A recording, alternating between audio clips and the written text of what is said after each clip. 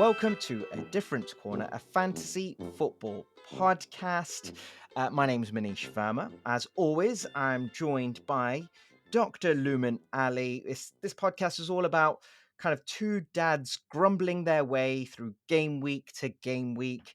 Luman, we've had 2 weeks of no grumbles. Has it been 2 weeks? I don't know. How long is an international break? It's 2 long weeks. Long weeks. Before we get into our full episode, because FPL is back this weekend, before we get into our full episode, my cousin Jimmy, who's leading the A Different Corner FPL mini league this season by a good, he's doing amazing. He sent me something this morning saying, have you seen this thread on Twitter? Hashtag Barclays men. And I was like, what could this be? And it's basically from back in the day, Yeah. Barclays kind of the players of yesteryear who they've gone, they've just been forgotten.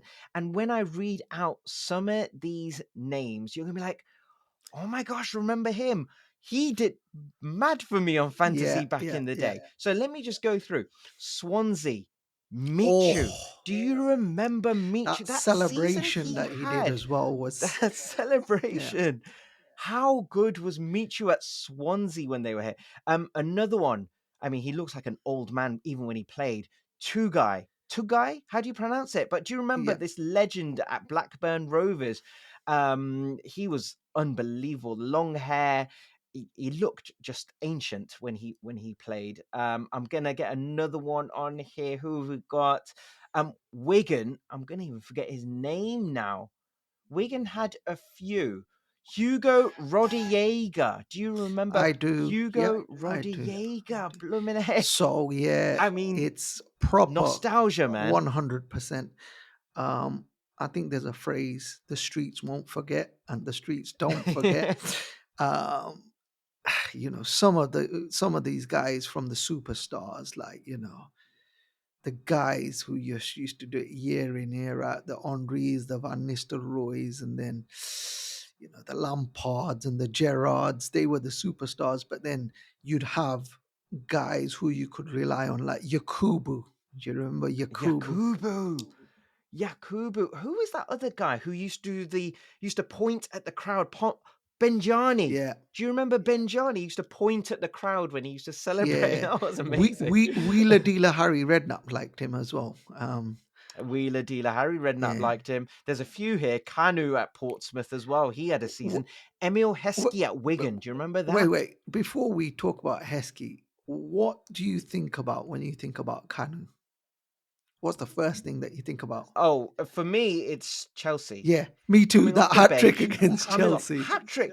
But the quality of the hat trick was just unreal. It was nonchalant. Just to own a game. Nonchalant. It was so good.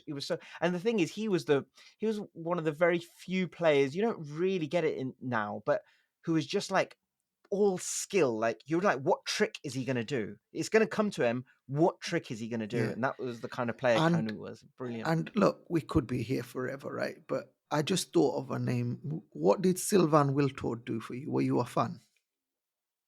Oh yeah, I mean, I'd kill for a Sylvain Wiltord now, right? Someone who's going to come off the bench, occasionally start when you need to rest your star man, and just deliver. He was such a good. He was our super. Like, everyone talks about Solskjaer being the super sub, but he was our second striker off the bench. He was really really good. And how can you not? Old Trafford, Sylvain Wiltord. 100%. And obviously it's a nostalgia fest, but one thing I remember from that era was the music. Super Sunday, Maloko, The Time Is Now. Oh my God. Sensational. It just used to get you ready. And you don't expect a song like that to get you, but that one did. Absolutely. Yeah. But also, what's interesting is it's an age thing, this is, because people who just came just after us, they feel the same way about Tiny Temper. That was brilliant. That was good. Written in the Stars. it doesn't hit for me the same. No, it doesn't. But I can. It's this just you just have this affection for this one song because it was the precursor to a Super Yeah, Sunday, two and games the of last of and the football. final words of that song, let's make this moment last. Let's make this moment last. And then the glitter on the screen, Yeah. wasn't it? That And was very good, very you good. knew we need to Oh, the we need nostalgia. yeah. We're here, of course, the FPL fantasy football, George Michael nostalgia, parents trying to fit in tactics, that kind of podcast. That's what we're all about. And because there's been a break, we have got to talk about a game week 4 coming up. But I wanted to use this international break to talk and to just take a bit of a reflection about where we're at, what, and very importantly, what each team, each Premier League team, all 20 of them, what they are. Because I feel like that question informs who you're going to select, right? What is a Chelsea this season? What are Man City? All that. So we're going to go. And you've kindly bunched all 20 teams into groups. Okay, so we've got the top traditional top six. We're going to offend a few Villa fans, I feel like. Then we've got the pretenders. Then we've got your sort of Mid-table fodder. 10th place mid table, and then we've got the newbies, Leicester, Southampton, Ipswich. We're gonna rattle through each one, and you're gonna tell me what they are 3 games in, and we'll revisit this maybe at Christmas when there's another Yep. break, perhaps, and be like, what are they now? Okay, so we're gonna start off with the top 6, and we're gonna go with your team, Lumen, and the question is, what are Liverpool this season? Uh, More reliable, more solid. There's never been a question about Liverpool going forward, except for the end of last season when we couldn't couldn't score, which was a bloody nightmare to watch. But on the whole, we've always had goals in the team. The question has always been with Jurgen Klopp teams about keeping them out, and it's no coincidence that when we were winning things, leagues, Champions Leagues, that's when we were our most solid. So slots gone back to that. So we're still scoring goals, but we're more solid. And I, for one, am ecstatic. Um, as an Arsenal fan, how are you feeling about them? What do you think about them? What are Arsenal this season? I think we are um, attempting to go for this title. We are trying our best to uproot this City dominance. I think we are probably a team who's still going to be second place this season. And what I think Arsenal are in the next few, in terms of FPL, I mean, if we're talking about FPL for Liverpool, we're talking about Yeah, Salah. yep, We're talking about, it sounds like a Jota and Diaz, yeah. or Diaz perhaps. But I think now with your defensive thing, maybe you're going to venture into the defense. I think Arsenal are second place again this season, but I'm very worried about what we are in the next 2 to 3 games. Erdegaard injured. We don't know when he's back. Rice is out of the North London derby. Calafiori has been injured on international duty, and there's always have been a question, and we were as a club wondering whether we need a new striker or an additional striker. We didn't do anything there. We've got Raheem Sterling in. Does that improve our chances of winning the title? I don't think it does, and so I think Arsenal this season are second place. What is your take on Arsenal? What are Arsenal? And in terms of FPL, what are Okay, Arsenal? so in terms of FPL, Arsenal are the only team where you would consider for every single position a player to be big for you, whether it's in goal with Raya, defenders who keep clean sheets, uh, Saka, who's going to score goals, or Martinelli as a differential, or Odegaard as differential, and Havertz, who's going to do the business up top. So, they're the only team, top to bottom, for in FPL terms, you're going to consider players from every position. In real life terms, I've said it before and I'll say it again. as Liverpool fans, it gives us immense pleasure that Arsenal fans can finally truly understand what it's like to compete against this City team. So, every This manager, e- it's e- this manager, isn't it? That's exactly, the thing. but even every draw, it feels like a defeat. FPL terms, though, Arsenal, yeah, you've mentioned it, and I think it's a really interesting take. Um, Arsenal are the only team that you could consider players from every position, and that includes, City. You can't do that. Tell me what are Man City and why Man City you can't do that same thing. Well, Man City are the same team that they've always been, in the sense that, you've got this amazing manager who is the difference when it comes to winning titles, right? So they're my favorites for the title. And that's irrespective of the start they've had to the season. They are my favorites going into every season. But in FPL terms, is pep roulette. Apart from Haaland, you look across that team, you think to yourself, okay, I'll they'll get some clean sheets, right? But then who do you get from the defenders? Maybe you can stick Edison in there, but they're not great with clean sheets. Like even against Yeah, Ipswich, they yeah, concede yeah, yeah, early. Right? yeah, yeah. So you wouldn't bank on them for clean sheets. And then you look at players like Rico Lewis, everyone's looking at him as a differential, but then next thing you know it, Kyle Walker will be back. So it's pep roulette, and that's why I'm not high on a lot of their players. Someone like De Bruyne, you've got to take that hit when he has the odd game here and there when he just goes off on one. But is he going to do that regularly? Is he going to play regularly? Is he going to be managed with his minutes? So that's why Man City, I wouldn't go near most of their players, not because they're not any good, but because of pep roulette. Simple as that. What are Man City FPL wise? I'm completely with you. We're both Haalandless, so we are probably we're gonna have to work that in somewhere and somehow still.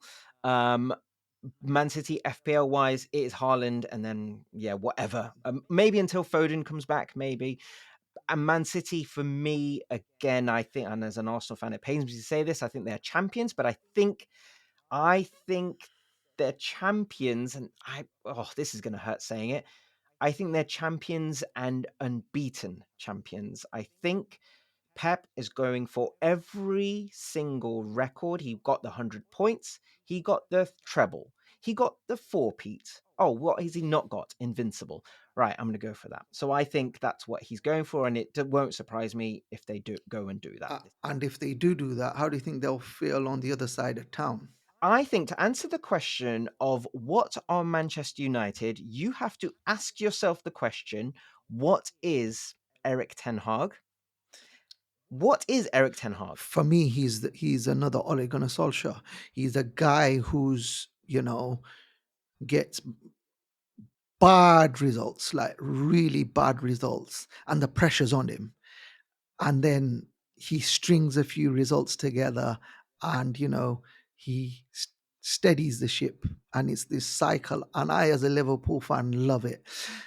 Solskjaer would still be in if it wasn't for Cristiano Ronaldo. Cristiano Ronaldo came in and upset their whole dynamic, right? Because it impacted Bruno and him being the focus of the team and the way they played, etc. Otherwise, Solskjaer would still be there because he led them to a second place finish, and they got all delusional, and I was all for it. And I hope the cycle continues. They'll get good results, and then they'll get some bad results, and so on and so forth. So, in terms of FPL, um, I'd consider their defenders, because for a team that bad, they still keep a surprisingly high number of clean sheets, right? It's just when they concede, they concede loads. So, they've got some budget options in defense. So I would consider them. Beyond that, Bruno's too expensive. You get more value from a Jared Bowen, who's £1 million less. Brighton players who are a couple of £1 million less. So that's why I'm not high on Bruno. And then Rasmus Højlund, if he stays fit, you might get lucky and catch him on a good run. But other than that, I don't consider. I don't fancy any Man United players. Um, I did at the start like Garnacho, um, but and I think he will deliver some points for the price he's at. But yeah, what are Man United is it's just you just don't know. I think, and probably not good enough. I think. yeah, but the way we're talking, it's like United are in this situation by themselves, but they're not, are they? Because we've also got Chelsea. So I mean, this episode should be for me is what are Chelsea? That is probably the biggest anomaly for me because they've got too many I, excellent I, players to be rubbish, but they've got too many players to field an 11 that works. And do they know what work? I have no idea what Chelsea are. I do. So if you're into philosophy, Descartes, I think, famously said, "I think, therefore I am." Right? With Todd Bowley, it's "I sign, therefore I am." So that's their whole existence right there. So there you go. Any FPL assets of Chelsea where you can be like, yeah, I've got an. It's all on. I can Well, definitely go with him because they're definitely performing. every weekend I'm at the blackjack table with my fantasy football team because I've got Mo Salah. Loads of teams have got him. The one guy that I've got that surprisingly, even though he's got a high ownership of 40 odd percent, he's not in the teams of all the other teams in my leagues. Every weekend, I'm relying on this guy to pull a rabbit out of the hat. And it's like blackjack, right? It's all on red or black, and it's with Cole Palmer. If Cole Palmer is the difference between my team staying above water or not, because right now my team is horrific at the back and up top. We've gone into it in much detail. So Cole Palmer, but apart from that, Nicholas Jackson, I need to get him in somehow, some way. I think they're the two forward assets until they work out who works. I really like Noni Madueke, but whether he's consistently a player for Chelsea in that first 11, I don't know. Defensively, I don't think you can really touch Chelsea as cheap as they are. I just don't. They're just conceding, right? They're just conceding. But they're not the only team in London with question marks, because Spurs, a Spursy again, and I am the biggest. Let me choose my words carefully, right? I am the biggest idiot for not realizing. I mean, I started the season with Mickey van der Ven and Dominic Solanke. I was so smug about Solanke. I got him in when he went to Bournemouth, when he was at Bournemouth. But then he made the transfer to Spurs, and I naively thought, "Oh, this is brilliant! You're getting a striker playing for a premium team." Um, on a ridiculous price. But then I didn't factor a few things in. Firstly, the team he went to was Spurs, and they are not a premium team. We bunched them in as a top six, maybe because they pull in crowds, whatever. But they are not a top six team. They never have been. They never will be. They're a flop team. They're an absolute flop team, right? I'm Um, meant to be saying this as an Arsenal fan. sorry, it's fool me once, shame on you. Fool me twice, shame on me. So that's me. It's shame on me, and I'm venting, right? So I should have factored in. Not only is he going there, but also when you're a big striker for a smaller team, you get more goals a lot of the times because the team's reliant on you. Everything goes through you. For Spurs, it doesn't happen. So Solanke's burned me with his injuries, and then Van der Ven, he gets an assist and a clean sheet, and then the next thing you know, he's getting an injury. So they've let me down. And then you've got, who can you rely on? Son. That's about it, really. Maybe Pedro Yeah, Porro, he Pedro Porro you like as potentially a big scoring defender, the new right? Kieran Trippier. Possibly. I mean, someone's got to take that. It can't just be Trent out there on his own, really, can it? And there's got to be others. Otherwise, you're going just budget defenders all across the board, really 4.5 or below. Son is the ultimate feast or famine player for me. Spurs for me are the homeboys. I think they're going to be very strong at home. I don't think they're going to be great away from home. That's what I think. But It, the team I feel like we're doing a disservice to in this top six, and that we've put them in the pretenders category, but they're not really. They very much should be there. Are Aston Villa. yeah, What are Aston Villa this season, Luman? Aston Villa are a team that have strengthened because of their Champions League commitments, right? But they're still wholly reliant on Ollie Watkins doing the business. And Ollie Watkins has not been doing the business, much to my chagrin. And, he's been awful. They should have won against Arsenal. Easy, right? I could not believe the sitters he was missing.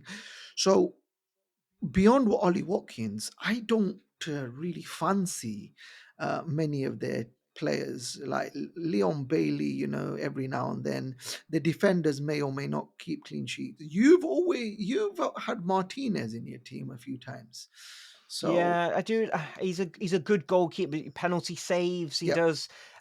Villa when they want, when they get those clean sheets, he'll get that. I feel like Villa are that they have like a sandwich. You have either yep, defenders or you have Ollie Watkins. There aren't many midfielders. I say that you mentioned Bailey to me the other day, and this season Rogers, yeah, but neither are returning. yep. So I don't know if that's money well spent there.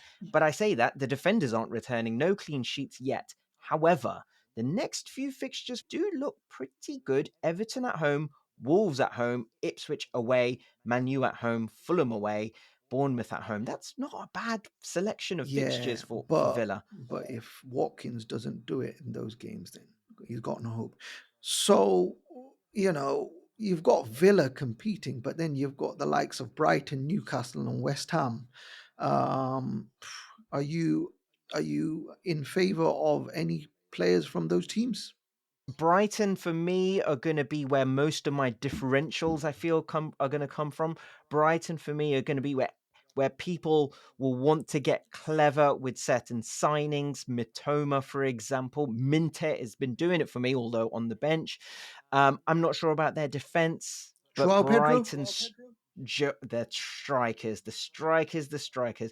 I feel like a popular Google search this week would have been: did João Pedro play for Brazil, and how far is it from Brazil back to Brighton, the flights, and whether he's going to be tired enough? Maybe this week of all weeks, he did, by the way, go to Brazil, and I don't know if he kicked a ball for the national team this weekend, so may not have had game time, but he did travel and he did go all that way, and he has to come back. I think this week of all weekends is probably a Danny Welbeck week. Away from Brighton, Newcastle, West Ham. They're yeah for me. Newcastle. What are Newcastle? I'm sorry, but you saying, yeah, what about you dismissing Anthony Gordon and Jared Bowen? Oh, I had Anthony Gordon, and then I got rid of him probably maybe a bit too hastily because he then did score, but away from home. I'm not seeing the same guy yet. I'm just waiting because Anthony Gordon was when he was home, he's getting you results, getting returns. This season, I'm not sure what Anthony Gordon is gonna be this season. What about Isaac and Kudus? Isak, I've got in 1 goal, 1 assist from him, and at the price point, he's probably fair game to stick in still. Kudus, I love, but for some reason, West Ham are a team I just don't know. I don't know. What are West Ham? Big question mark for me. I don't know which way they're going to go. Really good or yeah, average. It's gonna take time for their manager, and it'll be interesting to see what they do with their new signing, the German Chris Wood, The aka German Chris Wood, Nicholas Fulkrug. So a big a big lump old up top. Get a body part on it, and then yeah, yeah. yeah. The German Chris Wood. Let's bunch the next few together. The mid-table teams who we're thinking of mid-table teams are Bournemouth, Brentford, Palace, Fulham, Everton, Wolves, Forest. I mean, I don't know if Everton really have a Yeah, shout to be in there, but that mid-table bunch, what are they? Is there anyone who's going to break out of that pack? Is there anyone who's going to sink down and yeah. maybe worry about relegation this season? Loads of question marks over these teams. I think from these teams, Bournemouth are um, are the most reliable because actually, I'd take a step back. I was going to say their manager, but then they've lost Solanke. So the question mark on them is how are they going to replace the goals? The only player you'd consider for Bournemouth is Semenyo. Um, I actually helped someone with their fantasy team and got them to pick Semenyo. And then people will be like, "Oh, why didn't you?" Because I went for Emil Smith Rowe, and he got me a goal, but Semenyo would have got me more. But Semenyo is the only player I'd consider for Bournemouth. Um, I think Brentford as well are the team from a fantasy perspective, and Buemo and Wissa are like, in the absence of Tony and Tony's replacement, who's, out for the season, and Buemo and Wissa are their main source of goals, and they're pretty handy. They're the players you'd consider. Um, Palace and Wolves are very similar also teams. In fact, a lot of these teams are similar where they've lost big players and you question, can these managers, the Glasners, the Gary O'Neills, can they keep doing it with newer players who aren't familiar with the league? With Palace, I'm going to be seeing how Ismail Assar does and whether he gels. If he gels with Eze and Mateta, then those guys are going to be in. If Michael Elise had not been sold, my team would have had Elise, Eze, and Mateta. Those three were electric going forward last season. Um, so yeah, and from a Fulham perspective, from a Palace perspective, they've got this. Fullback money is who's too expensive. 5 million is too much. But for Fulham, we've got money is against up top. He hasn't done anything so far. Emil Smith Rowe and Pereira will get you points every now and then. Anthony Robinson, again, he's been a good differential for people. Wolves, they've lost too many players, and then you gotta ask, are you gonna get Huang and Cunha in? They're the only two that you'd consider. For Forest, I don't think Chris Wood's going through a good patch. If you got him in, brilliant, but can he do it over a season? Big question mark. Morgan Gibbs White doesn't do it often enough to be considered. Um, a differential I'd throw out there for Forest is Ola Aina, who is a 4.5 million pound defender who's gone down to 4.4 million. So, maybe if you want to squeeze a player in as a differential to make up pad your squad there. And the last one is Everton, who, you know, you wouldn't consider them going forward because they don't score goals, but they did score a couple the last game. But generally, they don't score goals. You'd consider them defensively off the back of second half of last season, where they were the second best defense behind Arsenal. So you have people like me who put someone like Mikalenko only to see his value drop because they've had an absolute mare.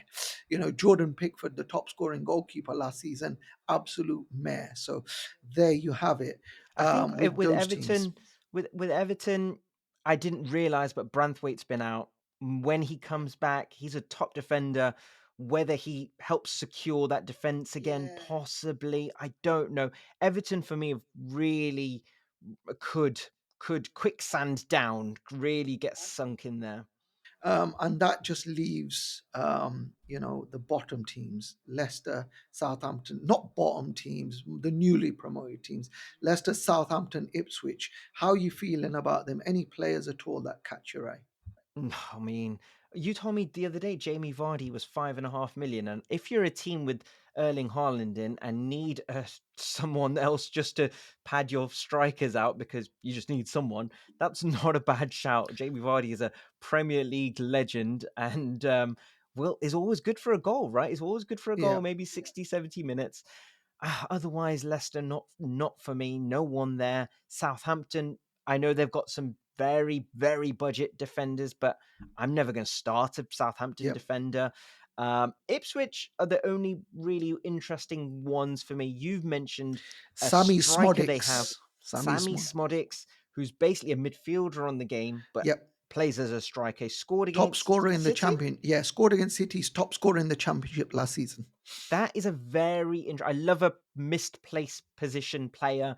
So that one, and of the three newbies, I think Ipswich could be the ones who don't get relegated. I'm I, afraid to say I don't have high hopes yeah, for Leicester or Southampton, and I from what I've fear seen, for. yeah, from what I've seen of Ipswich, they're a grown-up version of Burnley. They play progressive football, but with a bit more sense. Will that be enough to save them from a relegation? I don't know. The only other player I'd consider for Ipswich is Amari Hutchinson, who's their main man. But yeah, it's been an interesting season so far, and we've got a weekend full of fixtures. Looking ahead at the fixtures, let's just whittle through them. So, Southampton, Man United, how are you feeling? I'm hoping that Man U clean sheet there. I can't see Southampton's goals. That's where I worry about Southampton. So Agree yeah, with Man U you. clean sheet. That's Agree where with I'm you. going Agree there. with you. Brighton, Ipswich. Oh, I'm hoping for a haul there. Brighton at home. Oh, come on, Yeah, man. yeah. Come on. I'm willing to go -4 on that hole. So on Fine. Brighton, next we got Palace and Leicester. Again, Leicester, I can't see really doing anything. They might get a goal. They might get a goal, but I feel like it's a Palace win.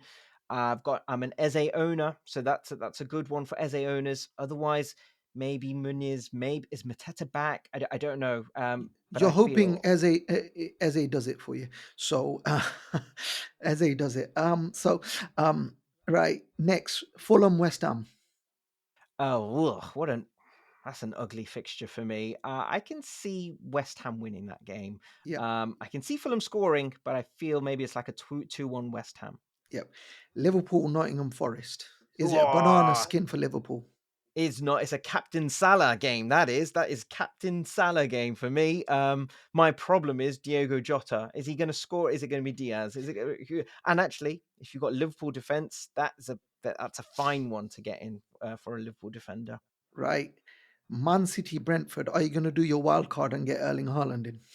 It makes all sense to, but I'm holding off yet again. I'm holding off because my front line of Havertz, Isak, and Jackson have got not bad fixtures this weekend. So yeah, Yeah. I've got a horrible feeling another hat trick incoming, but we'll see no. about that. Villa, Everton. I like Villa. Villa at home. Everton poor so far this season, but it's a complete one where you think, how the hell did Villa lose that? It's like one of Yeah, them, isn't but it? this is one of those games where Sean Dyche might Yeah, have used the international break to tighten up, to sort it and out. Ollie Watkins continues with his shocking form. So Possibly, possibly. it could go that way. Bournemouth, Yeah. Chelsea. Yeah. Ugh. I actually see. I bet you Bournemouth get something from that game. Yeah, I bet you Bournemouth get something from that game. and I don't think Cole Palmer's going to do anything this game because he's like a home He's a home homeboy. performer. So next, North London derby, Oh, Spurs Arsenal. What's going to happen? Arsenal are going to.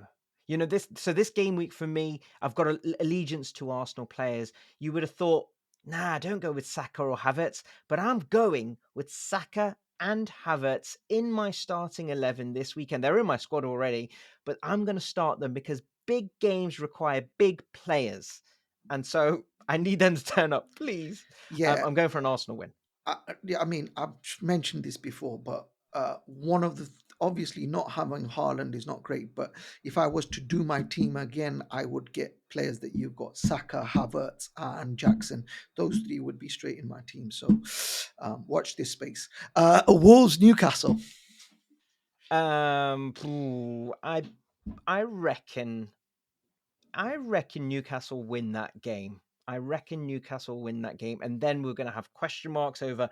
Isak and Gordon. How does everyone get them in again? I bet you that's what happens there. But Wolves at home, you know, I kind of I love Gary O'Neill. I like Cunha. I like Huang. They got Ait Nuri as a just random roving fullback. But I could maybe Newcastle might be too strong. I'll tell you how we'll end, because at the start of the call you're talking about, oh, international break. It was good to take a break from the stresses and strains. Don't believe a word of it. But those last few minutes, I can see you salivating, right? You're just like, it's like you've got a lovely, buttermilk fried chicken burger in front of you, dipped in hot sauce. Your mouth is salivating. Yeah. It's back. It's Yeah. back. And we will be there. We will be there.